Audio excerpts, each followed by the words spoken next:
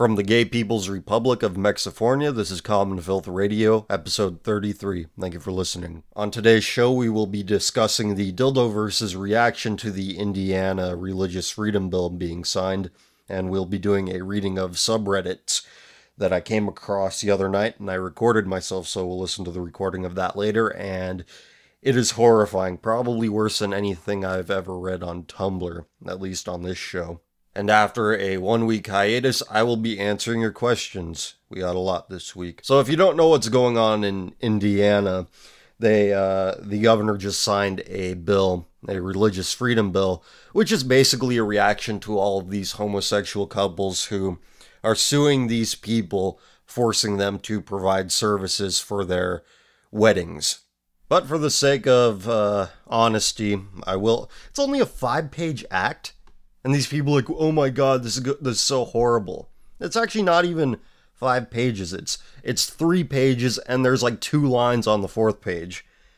Oh god, I really don't want to read this. This is fucking boring. But I'm looking at this, and it doesn't seem to say anything about homosexuals. It says nothing. It says nothing about people who like dick in the butts. Nothing. Nothing. From what I can conclude, we live in a nation full of illiterates. And never mind. I'm not going to say it. You can't accuse me of thought crimes if I don't express my thoughts. Anyway, here's the only part that I could see that has anything to do with anything. A person whose exercise of religion has been substantially burdened or is likely to be substantially burdened by a violation of this chapter may assert the violation or impending violation as a claim or defense in a judicial or administrative proceeding, regardless of whether the state or any other governmental entity is a party to the proceeding. If the relevant government entity is not a party to the proceeding, the governmental entity has an unconditional right to intervene in order to respond to the person's invocation of this chapter. If a court or other tribunal in which a violation of this chapter is asserted in conformity with Section 9 of this chapter, and that was the section we just read, determines that, okay, this says nothing about anything. This is like a nothing bill designed to get lefties pissed off. And you know what? It's fucking working. This is what happens when you allow yourself to be reliant on other people for information instead of going after it yourself. When people hear religious freedom, that means, oh my god, they're gonna force their bigotry on me, which is a sign of a guilty conscience. Now, as I pull up Google News here, I clicked on this prior to this, full disclosure. Oh, explore in depth. Okay, here we go. There's 36 articles about this shit. No, never mind. Sorry, clicked on the wrong thing. There we go. 21 more articles about all of these companies saying, we're boycotting you. These companies are illiterate too. Yelp CEO bashes Indiana's new anti-gay law. From BusinessInsider.com. Says Yelp CEO Jeremy Stoppelman isn't happy. He penned an open letter on Thursday bashing Indiana's new religious freedom bill, railing against laws that would allow for businesses to discriminate against consumers based on certain traits, including sexual orientation. Well, if your business doesn't discriminate, what difference does it make? He further said, it is unconscionable to imagine that Yelp would create, maintain, or expand a significant business present in any state, encourage discrimination by businesses against our employees or consumers at large. He also hinted that Yelp would boycott any other states that considered passing similar laws, naming Arkansas as a state they were keeping tabs on. Yeah, lots of hicks in Indiana and Arkansas care what you think, buddy. Fuck you. Chipotle slams Indiana. Okay, that's a big fucking surprising. Oh no, not Angie's List. A company whose net income is negative 33, almost, yeah, 33 million as of 2013. But anyway, here's what these other morons are saying. Okay, what does the Angie's List person say? We're putting the Ford building project on hold until we fully understand the implications of the Freedom Restoration Act on our employees, both current and future. What the fuck? It's your company. This bill doesn't say anything. These people are fucking idiots. It just goes to show you that even our elites, they're just as trashy as the people under them. They're just as reliant on other klaxons for their information. Oh my god, did you hear what they're doing? Even though it doesn't say anything? This says nothing about homosexuals or anybody? But this just goes to show you that capitalism is incompatible with traditional living. It's incompatible with self-determination. And Max Levchin, who also founded PayPal, on Twitter: what is happening in Indiana is pretty unbelievable. However it's dressed up, it's a signal that discrimination is welcome in this state. Again, where does it say that? I'm going to do a control search here. Does it say... oh, wait, I can't do that, can I? Text. Yes, I can. Okay. We're going to do a control F. Discrimination. Page 1, no. Page 2, no. Page 3, no. Page 4. Barely anything on page 4, so no. No words about discrimination. Do these people read this shit for themselves? Or do they have just some dipshit intern who went to college and wants to blow corporate America's mind with all the shit they learned in college, even though they all believe the same shit? There's no minds to blow. Apple CEO Tim Cook expressing disappointment while noting that Arkansas is actively considering a similar law. Apple is open for everyone, he wrote on Twitter. We are deeply disappointed in Indiana's new law and called on Arkansas governor to veto the similar HB 1228. We don't live in an information age, contrary to popular belief. We live in the age of centralized information, where everybody relies on the same people.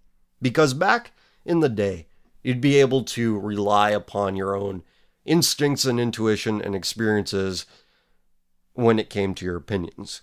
Those things would inform your opinions, because you weren't always on the internet, you weren't always watching TV or radio, and you were kind of left on your own, and you can develop your own truth by virtue of you just living your life. But the point I'm making here is this. There is no way in hell these people in high status positions looked into it for themselves. In recording this for however many fucking minutes I've been recording this, I've learned more about this shit than they ever have. I know what's in this bill, and there's nothing in this bill. This barely anything bill. Its fifth page is where the signatures go. It's like one person gets a hold of this and says, this is against gay people. And everybody's like, oh my god, Indiana wants to kill gay people. Without actually looking at what they're reacting to in the first place. What else? Seattle mayor prohibits city employees from travel. Oh, okay, yeah, good luck with that. San Francisco is first major city to boycott Indiana over blah blah blah. San Francisco will not use any taxpayer money to fund any city employees' trips to Indiana in light of the state's new law allowing discrimination. Again, we did a Control F search on documentcloud.org where this thing is hosted. Discrimination pops up not once. Homosexual. Let's do that one, since we didn't do it the first time. Nope. Homosexual. What about gay? Let's do gay. Control F, gay. Nope, not once. Not a single time. But all of a sudden, this permits discrimination. But reality is only one part of the equation when it comes to culture, because culture is not entirely rational. The gatekeepers, in shaping people's feelings and perceptions on things, they say, this is bad. It's bad because, well, you don't want to get an F on your paper, do you? You don't want to lose your job, do you? You better be a good guy. If reality shaped the culture, we wouldn't have professional wrestling. In America, everything has to be bounced off the lens of fantasy. We feel uncomfortable with direct truth. We are facsimiles of people, of humans, and thus we live in a facsimile of a culture. But just another day in trash world. I only comment on it because the reaction to the news is quite interesting. The reaction to events is quite interesting because you realize how based upon falsehoods these reactions are. But what if discrimination popped up in this bill? What if homosexual popped up in this bill on the Control F search? So what? Again, we are uncomfortable with these truths. Why can't we ask, gee, why would somebody discriminate against somebody? Maybe it's because there's a pattern of behavior that decent people find caustic? No, that's impossible. That's just irrational. I'm not irrational. You are. And now I look up on YouTube, the Young Turks, gay people not welcome in Christian businesses in Indiana. Again, where does it say gay people in the bill? This very short document says nothing. More YouTube searches. Miley Cyrus slams Indiana. Okay, yeah. Miley Cyrus Reddit, huh? Yeah. Indiana is a great place to be a bigot. Again, let me just react to it without actually fucking reading the primary source. Dispute surrounds New Indiana. Wait, freedom of religion doesn't mean freedom to discriminate. Well, what if my religion is discriminatory? There are passages in every major world religion that says, slay the unbeliever, or something to that effect. Indiana governor declares HIV public health emergency. That speaks for itself, doesn't it? I'm actually looking for a vlog or something right now where people are reacting to this like, oh my god, I can't believe it. These people are so homophobic. I'm looking for something I can record and laugh at. And right now, not a whole lot. More shit about this HIV. Miley Cyrus, this is what people care about. What some singer thinks about a law that was passed in a state they don't even live in. Trash world. Trash world. We live in trash world. So I can't find any vlogs by meth heads complaining about how they can't do rough trade to fund their drug habit. But I do have this, and it's by some girl, and she's babbling on about something stupid. So I'll just play it and talk it through. Alright, I'm recording on my portable. Let's see how this goes. Hi guys, so Hi. Today I'm going to be doing a video on homophobic people. Like, I am doing a essay in class. It's a persuasive essay. What did I tell you? It's about persuading people to not be homophobic. It's all about. So I'm just gonna give a few examples of like It's all about grades. some situations and why and how you could resolve them and stuff like that. So well, I don't even know how to start this off, but it'd be better if I had my paper. But it's at school, so that sucks. Anyway, with homophobic people, gay people are just the same person, like, except they're like the same sex, like the same gender. Like a guy likes a guy or a girl likes a girl. Like, what does it matter? If you don't have an actual Very reason persuasive. to be I'm all sorts of homophobic, then persuaded. you shouldn't be. Like, about 70% of you homophobic people out there probably don't even have a very good reason to be homophobic. Where'd that number come from? Maybe it runs in your family, or that's just how you were raised, or you just don't even know. But I don't even know understand everyone. it. Like, I have a gay uncle, and I am proud to say that he is my uncle. Like, I don't care if he's gay. Well, he was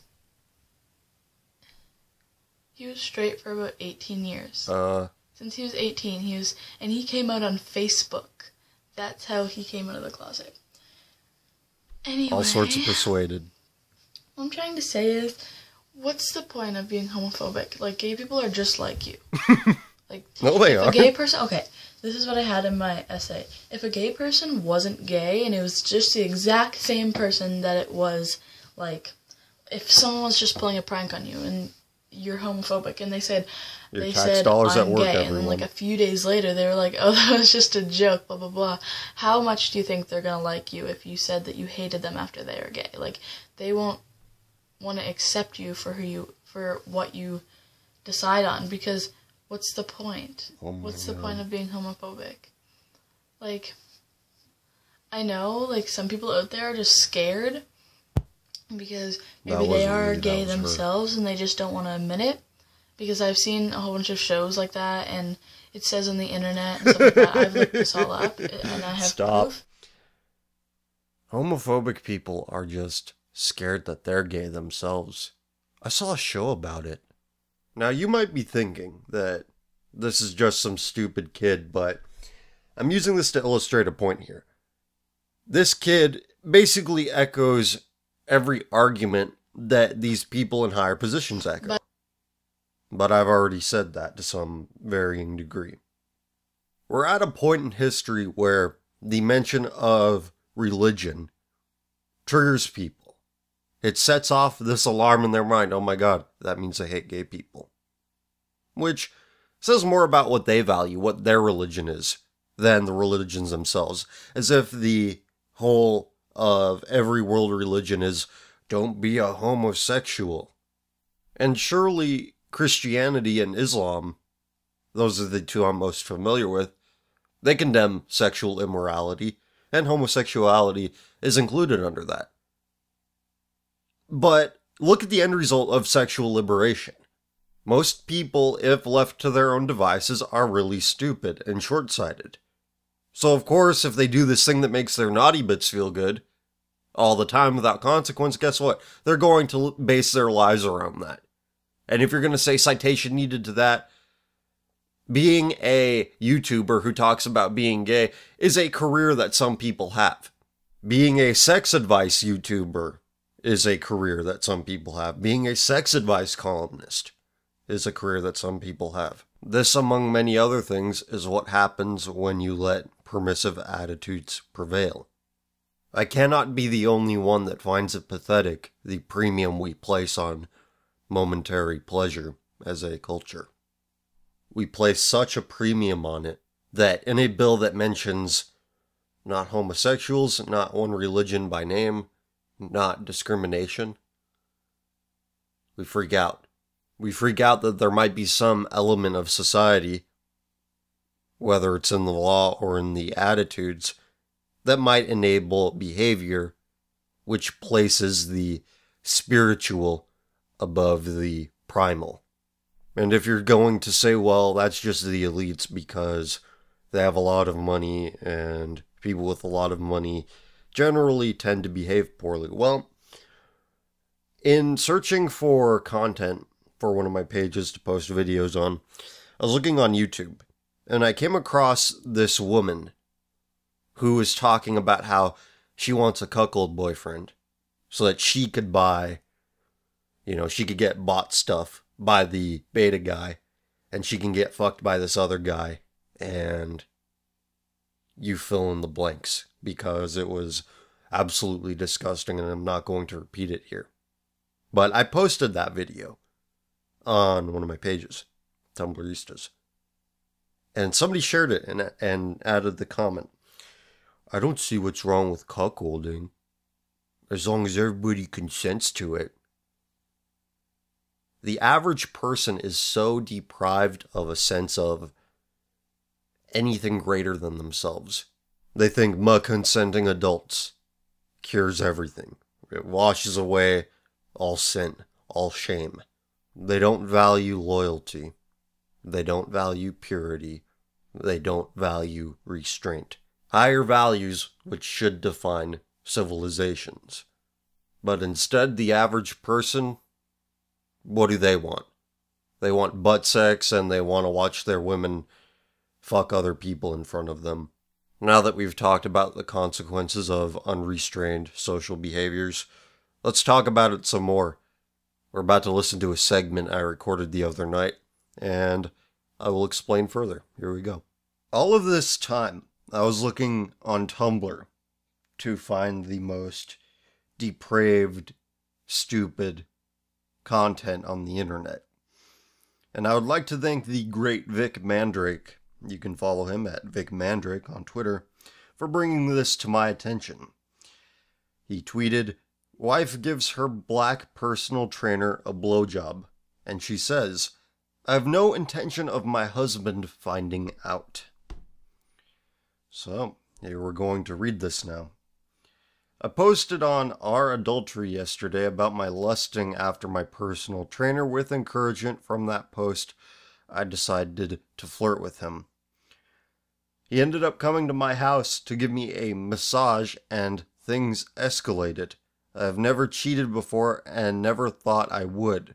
If someone could please post a link to my 2 threads over at Our Adultery, I would give additional background. She is a 42-year-old white woman, married woman, who asked her personal trainer, 19-year-old black male, to her house to give her a massage. And here she says, she's answering questions now. "I've fantasized about it for months, but it scares me, the idea of actually fucking him rather than just getting face fucked." And she then goes on to say, "My life, your entertainment, haha. I will be alone for 3 days at Easter break. If something happens, it will be then."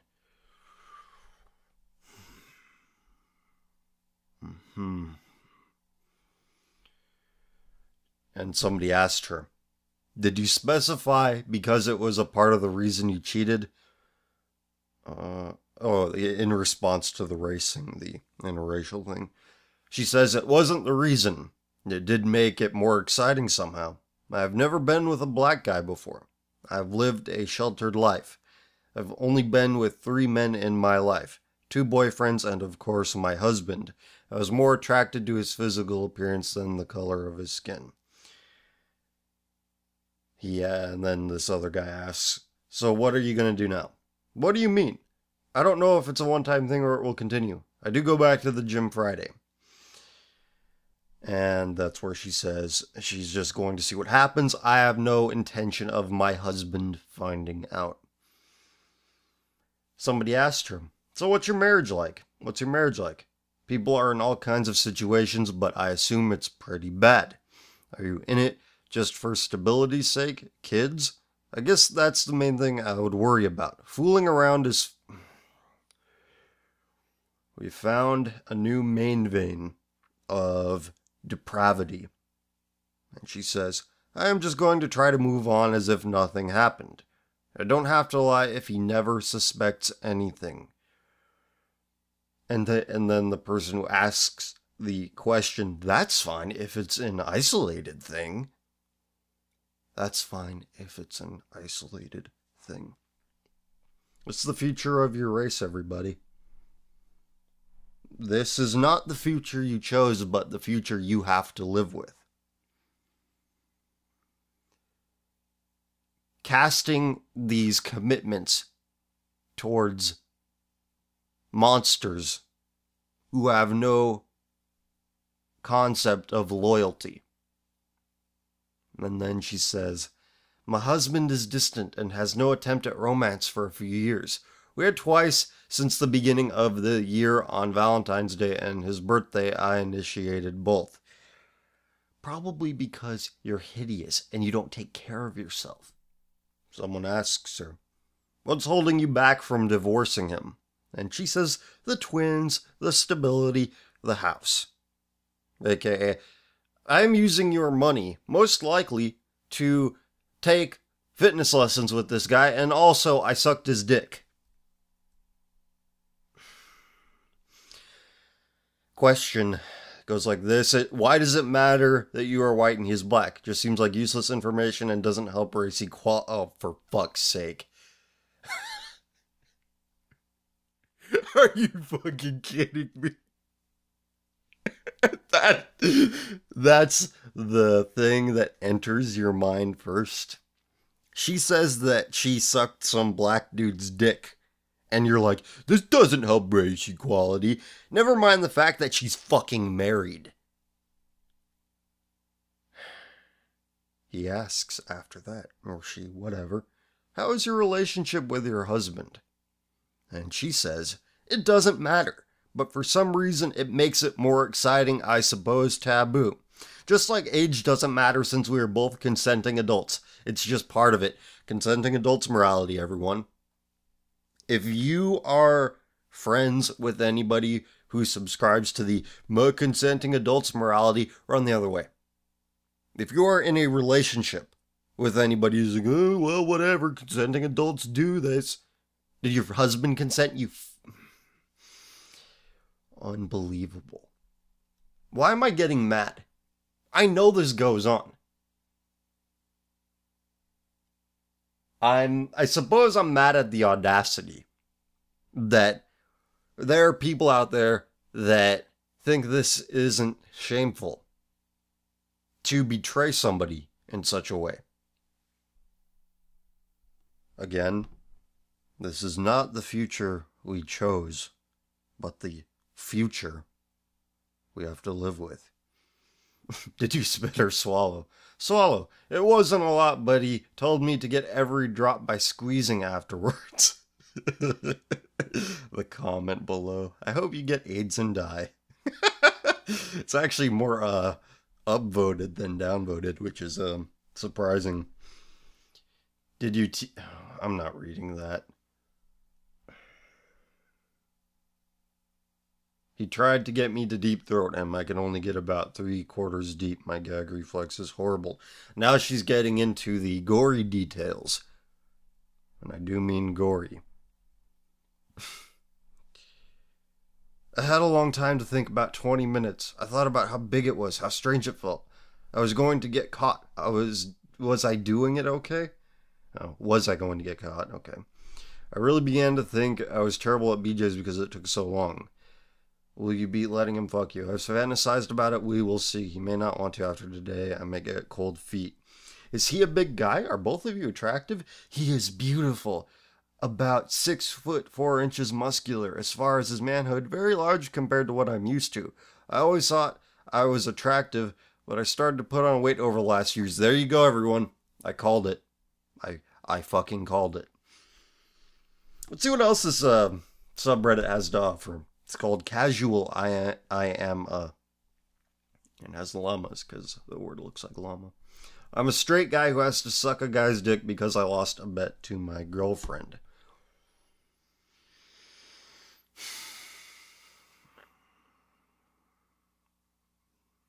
Breathing exercises.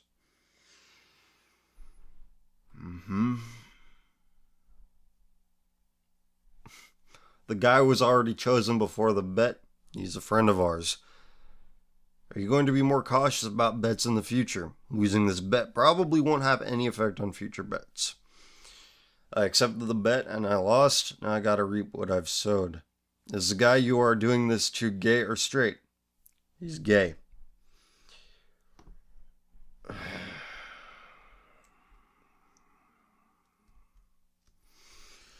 Excuse me, I have to breathe. Are you positive you're straight? I'm no expert, but this whole thing seems a little gay to me. Yeah, I'm sure. Wait, there was another comment here. I clicked back too quickly. Are you allowed to get drunk first? Even so that could help it. That could also make it worse. No one's specified any rules against that. I want to know about the girlfriend.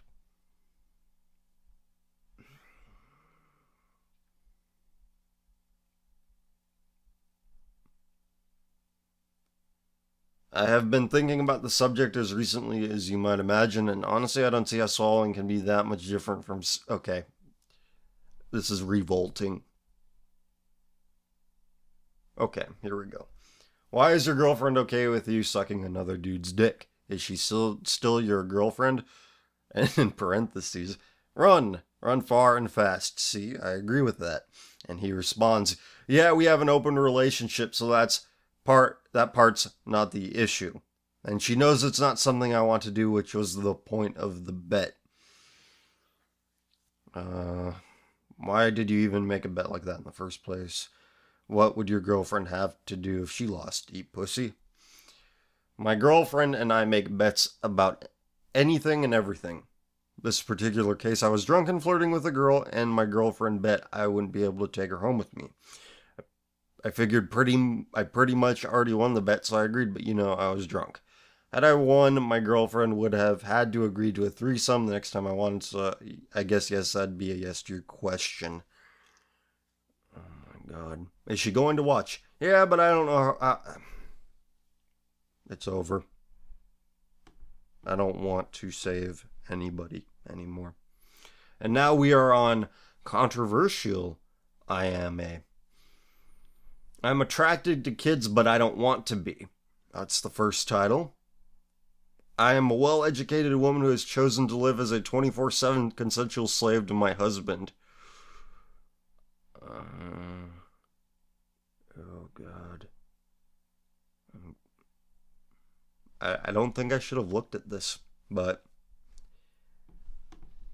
Do not avert your eyes. Do not avert anything. I am a male who's realized he's been in an abusive relationship for some time now. I'm a pedophile who also likes women. I have an anal self-stretching fetish. Kill me. I am an exclusive zoophile. I lied about being molested. I really hope these are fake. I really hope these are fake. What else do we got here? Is there anything that could top this? Anything on here?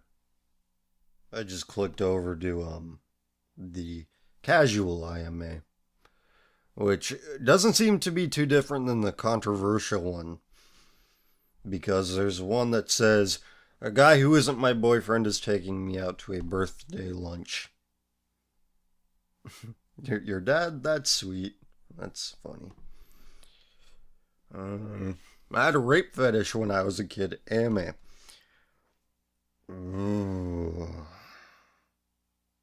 When I was a kid, I would have sexual fantasies about being kidnapped by very attractive looking girls that are at least 10 years older than me. I'm not... There you go, everyone. I have smoked marijuana every day since I was 15. With the exception of a few days here and there, driving tests, etc. I've smoked weed every day for the past few years. This year is the only year I have spent more than a week without smoking, and even that was rare. Kill me. Let's look at that, let's look at the adultery Reddit.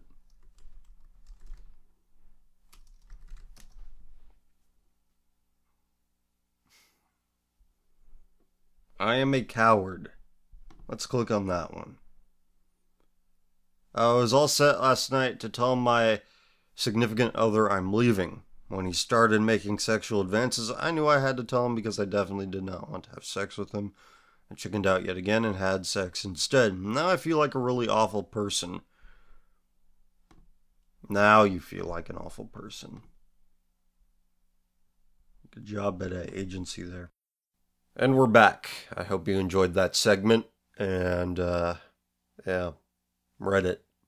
Let's get into questions. You can send them to me at my email address on the screen, commonfilth@commonfilth.com, or you can go on Ask.fm, ask.fm/commonfilth. And we're going to start with Ask.fm. This question is linking me to Upworthy, and the question says, how would you respond in this situation? And the Upworthy article by George Takei. Oh, for fuck's sake. Students saw a gay couple kiss in front of kids, and the students got mad for all the right reasons. So, Mr. Takei says, let's kick the ick out of our public discourse. I've often spoken about the ick factor, the visceral reaction many have to the sight of something unfamiliar, like two men kissing. When I was growing up, the reaction towards interracial couples was similar. How can you even fucking compare the two, buddy? You're comparing two sexual competitors to two biologically compatible, relatively, people. They aren't even in the same fucking ballpark. But no, you want to pull the civil rights card. Anyway, and that discuss over white/non-white intimacy was used to justify laws against interracial marriage. Nice straw man, you fuck. Many use their irrational discomfort over gay intimacy to justify discrimination. This video shot in a restaurant in Mississippi illustrates that all too clearly underscoring deep social and religious divides over this question. But there is cause, too, for hope, especially among young people. The ick is fading away, as it inevitably will. So watch and ask yourself, do I have a bit of ick in me? I'm not watching this because you saying that disgust is just, oh, you're just unfamiliar with it, rather than it being a reaction to something that is fundamentally false.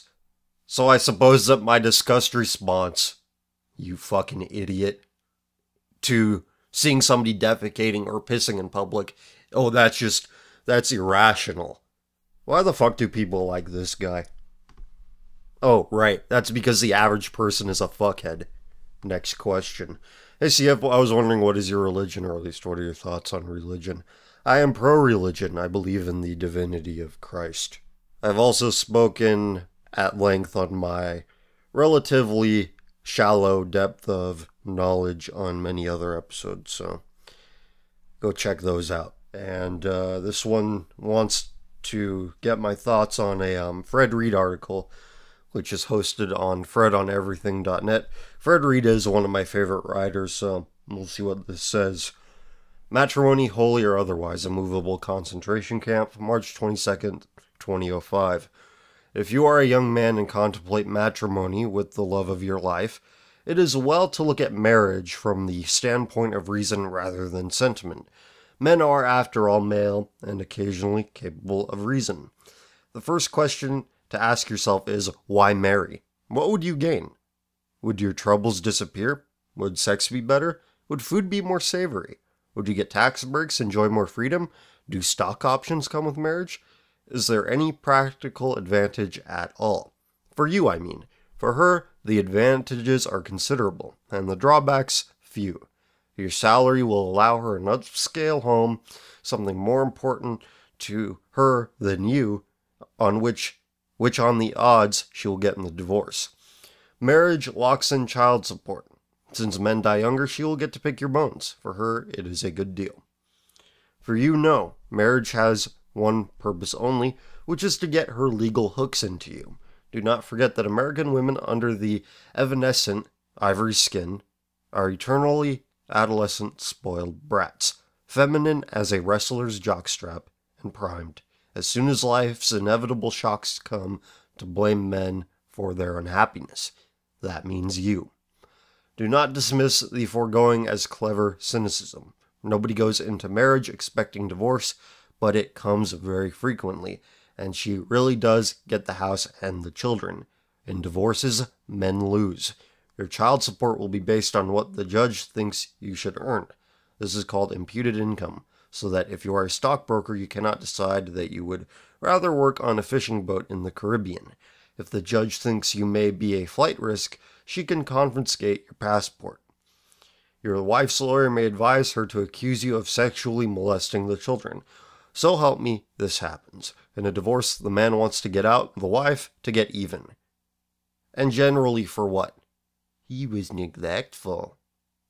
More like, he no longer sexually excites me, and this is a reason to disdain this person.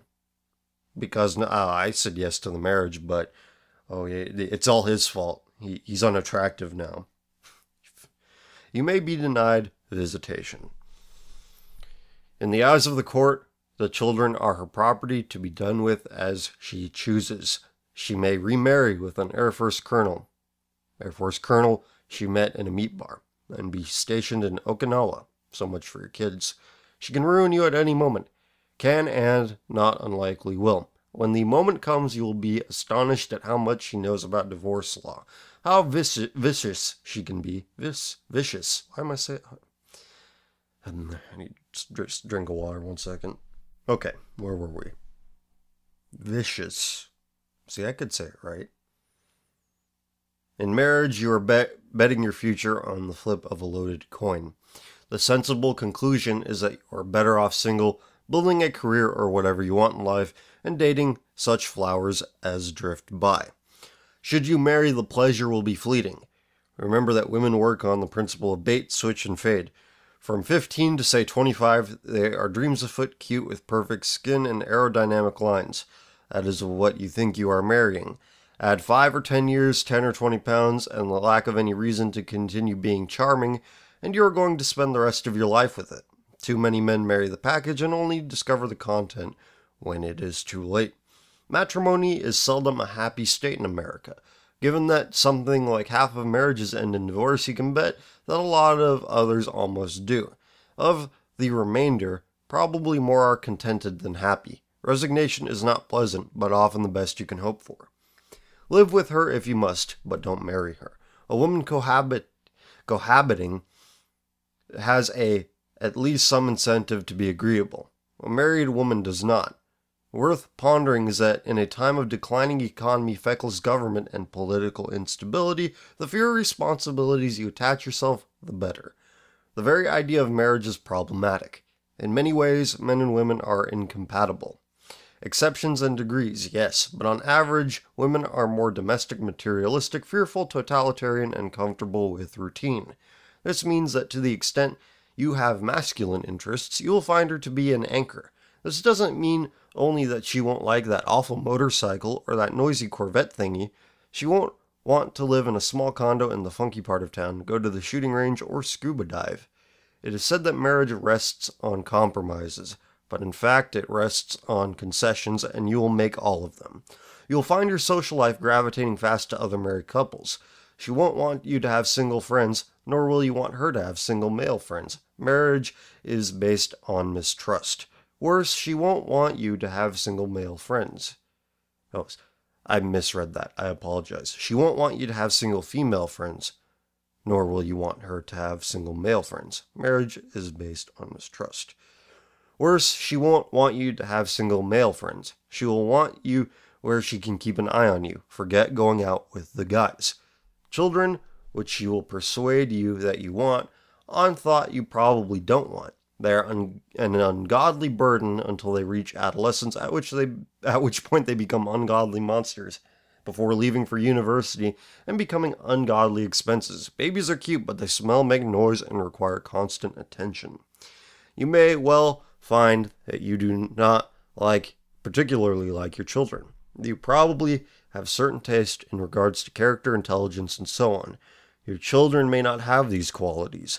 In romantic theory, you should love them because they are yours. In practice, you have to say that you do. One reads today that young men have turned to pornography and masturbation instead of having normal, healthy interest in women. Quote-unquote normal and quote-unquote healthy according to women. This is debatable. A man who sits at home choking his chicken does not have to put up with irrational behavior, unreasonable demands, PMS, nutty mood swings, quote-unquote relationship talk, or unending expense. Masturbation seldom involves separation. Even an American judge is unlikely to award child support for imputed children. Porn offers more variety than the average girlfriend. In terms of cost and benefit, flogging the bishop can make much more sense. Well, I mean, see, that's about the only part that I disagree with, that masturbation is a viable alternative. Which it is not, but whatever. If you look at marriage analytically, you see that it is based entirely to benefit her, not you. It is a raw deal. In return for bad sex, you tie yourself to a rapidly aging, plumping member of a sex that doesn't like you, has little in common with you, and will control every aspect of your life until the breakup. Ask yourself, do I really like talking to her as much as to guys, or am I attracted only to her pearly skin, her ruby lips, and other short-term investments? Or, if she were male, would I think she was interesting? Conservatives grumble about the declining white population, the need to keep up with Chinese, and the economy's dependence on housing starts. You might respond, bugger off. It isn't your problem. You owe nothing to a society that stacks the deck against you. Eat, drink, and be merry, for tomorrow we die. The man is a brilliant writer. Fred Reed should be read by everyone who listens to this show. I have no additional thoughts on it because that is essentially my view on the matter. An outstanding piece. Thank you for sending it, whoever sent it. What do you think about lesbians? I don't think about them much, but when I do, I am usually confronted with them in real life. I tweeted some months ago. I was at the grocery store and I found, a shaved head lesbian with her quote-unquote wife who had dyed hair, and in their shopping cart was a dead-eyed small child. And I live in the middle of bumfuck suburban nowhere where this shit, it's like every negative societal trend you see last out here because people are, they're just behind. So the fact that I'm seeing people like that out here of all places is quite disturbing. But as for my personal experiences with them, I haven't had that many. Maybe I've had conversations with 2 or 3 of them in my life, and, it wasn't a terribly negative experience, but you can tell something's off with them. They are very cold, distant people. And that may describe a lot of heterosexual women as well, but in the small sample size that I've experienced, it's more so with lesbians. I've also read some number of statistics that say that pure lesbianism is almost non-existent. I think it's like between 90 and 95%. According to one, this is a long time ago, but yeah, between 90 and 99%, 90 and 95% of women who identify as lesbians had previous heterosexual relationships. So that's all I have to say about lesbians. The West is falling because the Axis lost World War II. Yeah, I kind of agree with that. Why do so many people claim to have social anxiety? What's the cause if these claims are true? Social alienation. As in all things, you have to practice in order to get better. There are less and less socializers now, and I'm not a socializer myself. I'm not very outgoing, but it used to be you'd see teenagers hanging out in parking lots around their cars eating fast food or whatever, and the only people I really see doing that now are like, small pockets of Mexicans, a group of Mexican friends. It seems that a lot of young people, like high schoolers, college people, they don't know how to relate to people on any sort of basic level. They don't know how to start conversations, and that's because they never really did. Maybe they never really had to, because their parents set up play dates for them, and, they got friends from that, but those friendships, they come and go. Yeah, I think helicopter parenting has a lot to do with the fact that you have so many people who are just crippled when it comes to being able to converse and relate to people. And it's very sad, but I think technology enables that a lot, because you can interact with anybody behind any sort of screen without actually having to be there. So you think about your response instead of just, staying quiet. And if you do stay quiet in a conversation, there's people like, oh, that's awkward. If there's like a lull in the conversation where nobody's talking, they feel the need to fill the space because they are uncomfortable. So I'm sure that a lot of people do have social anxiety, but as with most things that millennials say, a lot of it's just status signaling. Oh, look how different I am. Look, I'm a dysfunctional human being. Isn't that cool and quirky? Doesn't that make me interesting? I hate young people. Hey CF, what are your thoughts on individuals such as Gates, Hawking, and Wozniak saying that artificial intelligence will likely lead to the end of mankind? Do you think AI is something we will even see in our lifetime? They sure seem to think so, and think it's a concern. What about you? Thanks. People should either read the story or play the video game of I have no mouth and I must scream. And, you know, when that piece of literature, when that video game was made, people probably thought, no way, that'll never happen, but it will. And the basic premise of the story is that there's this supercomputer that takes over all functions. And the reason it's able to do this is because a world war forced supercomputers to be made to fight the wars more efficiently. Human civilization is essentially extinct, and the supercomputer sticks around and tortures these people because the supercomputer does not like these people. And to all the transhumanists out there, I say, look who's likely to be in control of this hypothetical supercomputer, this artificial intelligence that's going to take over mankind. It's going to be Google. Do you trust those fuckers? I don't. And I say this knowing full well the irony of the situation with me using a Google product as a platform for what I do. When people say, well, when Google says, oh, we'll be able to upload your brain into a computer in X amount of years, and I'm thinking like, no, I don't want to live forever. I barely want to live now. But what can I do about it? Humans have decided, no, we don't like being the final say in everything. Everything needs to be digitized and quantified, and if that puts us under the jurisdiction of machines, well, that's okay, because it's convenient. So do I think that advanced artificial intelligence will happen in our lifetime? Yes, and a whole lot more, because the nature of technology is that it grows exponentially, unless there's some cataclysmic event that's done to stop it, which I think is necessary, but I can't go on any further because, well, reasons. Anyway, thanks for the question. Thoughts on Amazing Atheist, an idiot? It's like, ooh, why don't we abandon feminism and embrace equality? Does that require masturbating with a banana on camera? How do you feel about women being integrated into combat roles in the military? You know what? I am going to play myself. I know this is the easy way out, but I have talked about this very thing in a previous episode, and it was on the collection Best of Common Filth Radio 2014, which you can buy on Bandcamp, by the way, for $2 or more. Anyway, here I am again. Looking at it from a pure sexual economic standpoint, eggs are more expensive than sperm. If 90% of the men go off and die in combat, and you have 10% men left at home and 100% of the women, you can rebuild your society should those 90% of men die in war. The inverse cannot be true. Men have to have their pick of the litter. Women cannot have their pick of the litter. Men are expendable. Women are not. This is why we go to war instead of sending women off to do it for us. I believe that whether or not women are capable or not capable of doing it is irrelevant to the issue.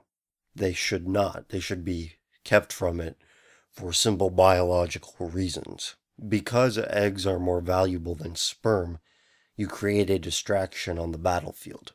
And this is secondary to the overall point that I'm trying to make. It's just another reason why I see it as a negative. Men are programmed in their smallest, most primitive regions of their brain to protect women.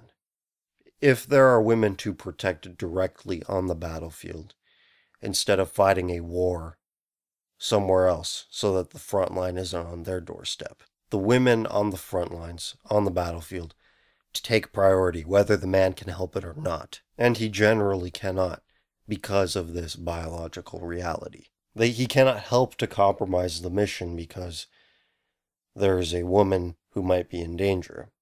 So in conclusion, this is why I see it as a negative.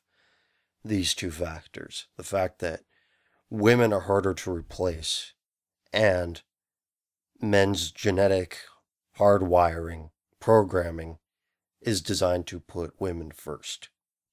Next question is, hey CF, 2 questions. Is it too late to fix the West? I'm fairly close to giving up. Also, how do you deal with seeing America's decline?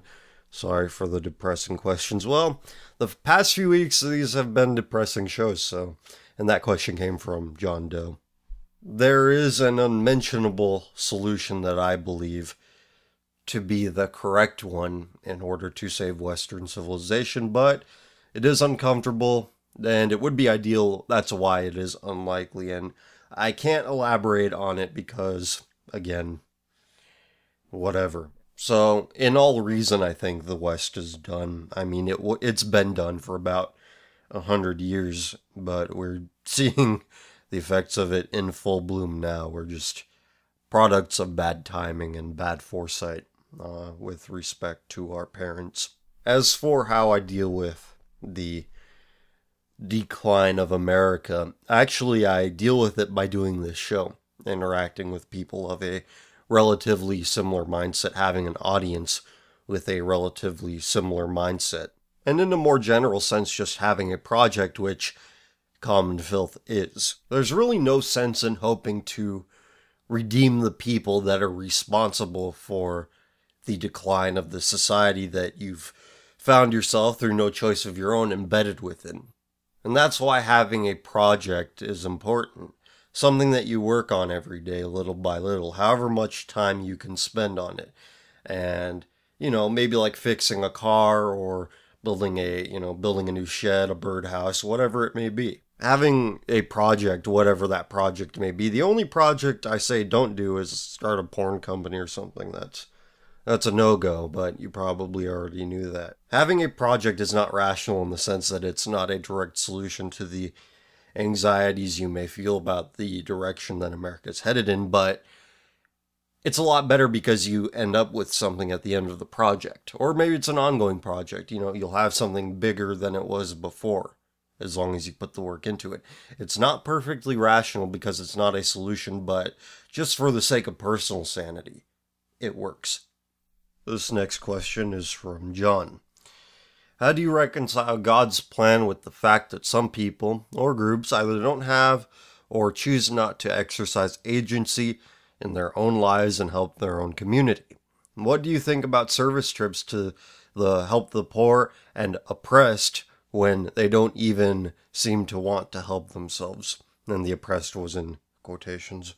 Is it the white man's burden to keep Dindu under tight control, unable to continue to destroy their own communities as they choose to do anytime they congregate? At one point, do you think that we as Christians can say enough is enough and these people need to sink or swim? First, to address the God's plan part, I'm of the opinion that we are living in God's creation and God can do whatever he wants with it. If he create some people with the intention of making them an example of how not to be, then so be it. Some people might find that appalling, but we are finite, limited creatures who really cannot understand the depth of what goes into God's decision-making. We can't understand the full reason for the things that occur, such as groups existing who seem to exist only to destroy their groups. As for how this relates to the white man's burden in taking care of these groups, let's use the Africans as an example, as you have used this example. We have to look at the context in which God placed these people. Africans, black people, were given Africa, the most resource-rich continent on the planet. You don't have to worry about much. You don't have to worry about future planning. God says to the blacks, by virtue of this decision, at the cost of, well, you're not going to live as long and you're not going to score as high on the IQ tests. I think in order for this plan to be correctly put into place, everybody needs to keep their hands off of it. I know that we, as European descendants, want to preserve life and preserve a lot of things because that's just in our nature. We have a good continent for growing stuff, a good native continent for growing stuff, but the winters are really bad. So we need to look ahead to the future and plan accordingly. When you apply to Africa these values of preservation of resources, obligations, planning for the future, you get an error. Because when you plan for the future, when you take care of things in advance, you tend to grow to a greater scale than if you were just living in the moment. I just think that the third world at large is incapable of meeting the standards that this scale of civilization demands, which is to say nothing about them morally. And that's not to say you shouldn't spread the gospel or tell them about Jesus or try to promote Christian morality within these people, but we have to understand the limitations of the people around the world we're dealing with. And unfortunately, most people have this wildly optimistic view. They do not check their expectations. They do not adjust them. They think, well, if they're just taught to behave in a certain way, they can. And maybe that is true to a certain extent, but I think the limitations are greater when you are applying this sort of attitude towards third world populations. I think the best we can do is show them the way. Show them how to take care of their fellow men, how to take care of things that future generations can enjoy, without putting these infrastructures in places where they have no idea how to use them. I just don't think that you should be expected to bail people out when they keep fucking up over and over again. I mean, it's one thing to make a mistake when you have no idea that a mistake is being made, but after that initial mistake, there's really no more excuses. You're doing it on your own at that point. Just as there is no forgiveness without repentance, there should be no help if there are no signs of improvement. People don't have a very good sense of boundaries and a sense of what they will tolerate, a limitation with regard to what they will tolerate. And it's fine to go, give clean water to some poor villagers that have fallen on some hard times. I'm not opposed to that. But that's a hell of a lot more different than building a sewage system for people and then a few years later it falls into ruin because they refuse to do proper maintenance upon it. And that is really all I have to say on the subject. I have 3 more questions from email, but it is getting late and I have to wrap this up if I want to get it done in time for Tuesday. So we're going to answer the oldest question I have in the inbox here, and it's from Han. And don't worry, the 2 emails that I have yet to answer will be answered next Tuesday. This one comes from Han. So me and my friends were shooting the breeze like usual when one of my female acquaintances started talking about manlets, derailing the conversation, of course. It didn't go anywhere besides her just sounding asinine, but what's your opinion on the term manlet and men feeling insecure about their height? Should you honestly fret over something you can't change? Thanks as always. Well, it depends on what we're defining manlet as. I mean, if you're defining it as anything under 6 feet, then most of the world's male population is manlet. I'm 5'11", and I have measured myself, and I'm exactly 5'11", and I know some people that are shorter than me, like, by a significant margin that claim to be, well, not significant, but like 2 or 3 inches that claim to be 6 feet tall.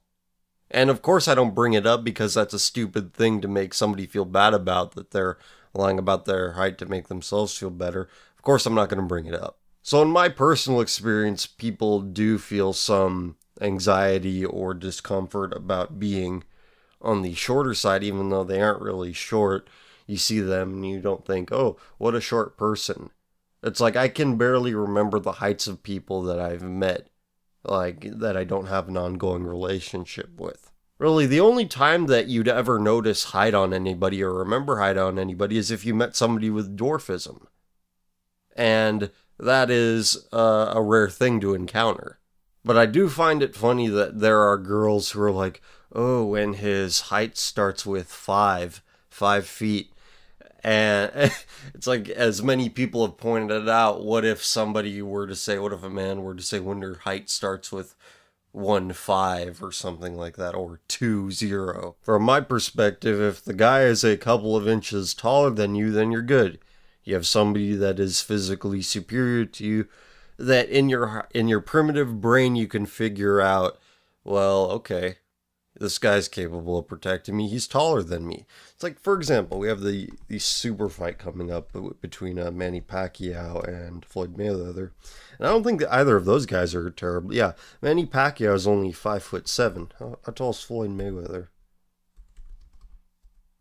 Looking it up. Yeah, he's only an inch taller.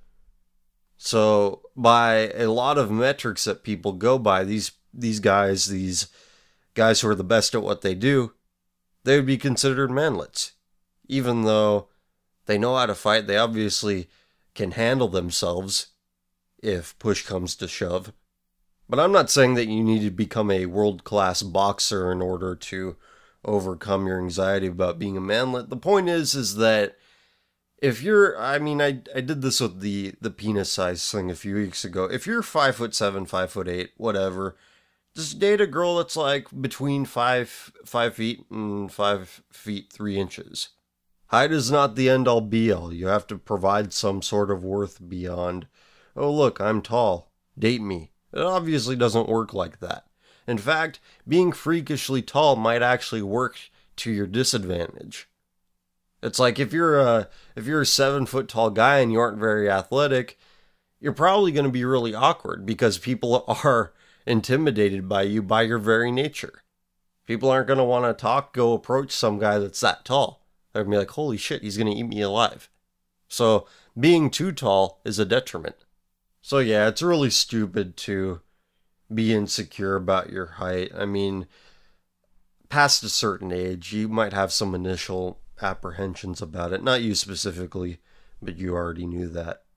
But when you get older, you realize that height, unless you're playing basketball, has nothing to do with anything with regard to success in the real world. I mean, past the age of, I don't know, something teen, ex-teen, you shouldn't care about what people think about you who post anonymously on message boards. And if you do care what people think about you, if you happen to be 5, 6, 7, 8, whatever, then I think your problems are greater than you just being what you consider an undesirable height. And with that being said, we'll pick up the remaining questions next week, along with any other questions we get during this week. As always, check out the links below. We got Twitter, Facebook, Ask.fm. Also, check out the Amazon.com affiliate link if you have any impending Amazon.com purchases.